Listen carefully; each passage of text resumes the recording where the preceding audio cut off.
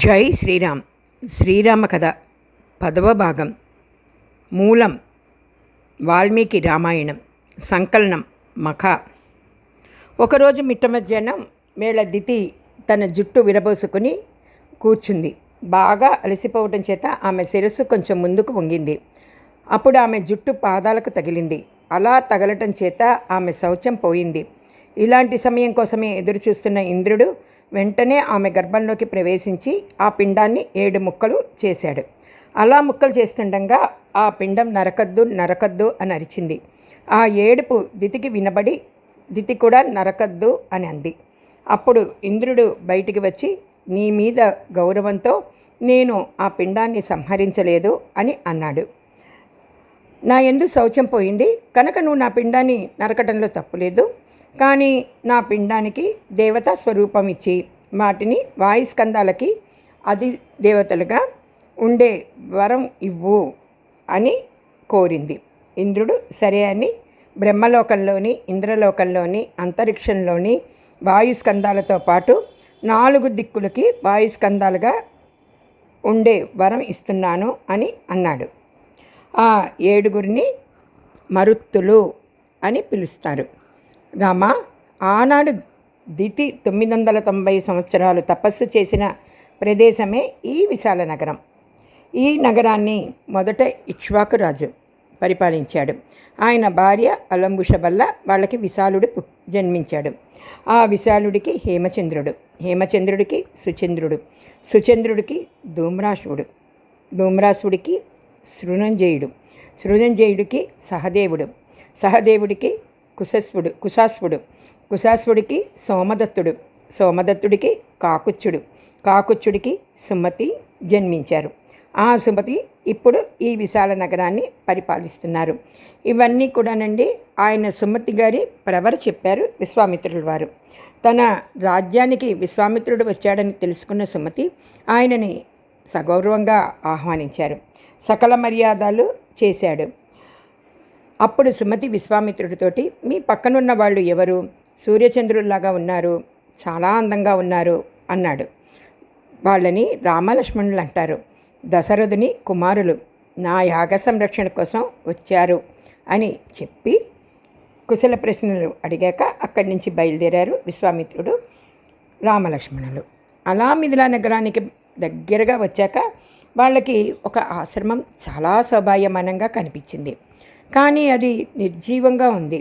అప్పుడు రాముడు ఆ ఆశ్రమాన్ని ఎవరిది అని అడగ్గా విశ్వామిత్రుడు ఇలా చెప్పాడు, ఈ ఆశ్రమం గౌతమ మహర్షిది. ఆయన దర్శనం కోసం ఈ ఆశ్రమానికి దేవతలు వచ్చేవాళ్ళు. ఆ గౌతముడు తన భార్య అయిన అహల్యతో కలిసి తాపసిగా ఇక్కడ ధార్మికంగా జీవనం గడిపేవారు. అహల్య బ్రహ్మదేవుడి మానసపుత్రిక, అద్భుతమైన సౌందర్యం కలది.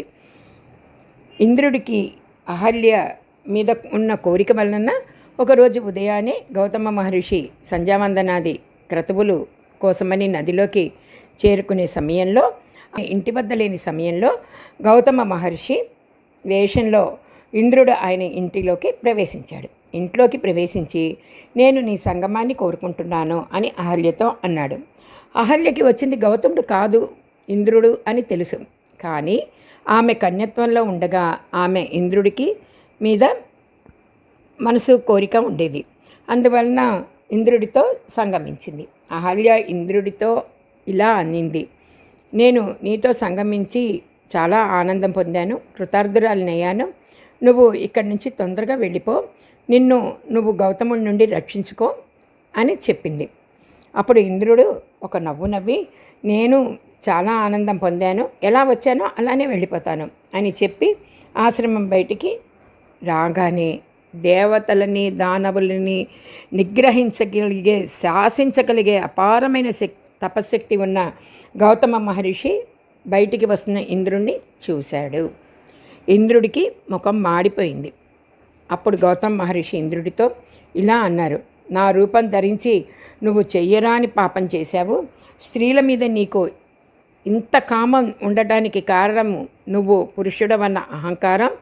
కావున పురుషత్వానికి చిహ్నములైన నీ అండములను నేల జారి పడిపోవుగాక అని ఇంద్రుడు శపించాడు. అహల్య వైపు చూసి గౌతముడు ఇలా అన్నాడు, నువ్వు ఇక్కడ కొన్ని వేల సంవత్సరాలు తపస్సు చేస్తూ పడుండు. ఆహారం తీసుకోకు, గాలిని భక్షించు. నీ మీద బూడిద కప్పబడుతుంది, కావున నువ్వు ఎవరికి కనపడవు. కొంతకాలానికి ఈ ఆశ్రమానికి రామచంద్రుడు వస్తాడు. ఆయన ఈ ఆశ్రమం చెయ్యగానే నీకు శాప విమోచనం కలుగుతుంది. నీకు శాప విమోచనం కలగగానే నువ్వు నా పత్ని స్నానాన్ని పొందుతావు. అప్పటిదాకా నేను హిమవత్ పర్వతం మీద ప్రాంతాల్లో ఉంటాను అని చెప్పి వెళ్ళిపోయాడు. ఇంతలో ఇంద్రుడు దేవలోకంలో దేవతలకి జరిగిందంతా చెప్పాడు. నేను కామంతో ఈ పని చేయలేదు. గౌతమ మహర్షి తపశ్శక్తి పెరిగిపోతుంది.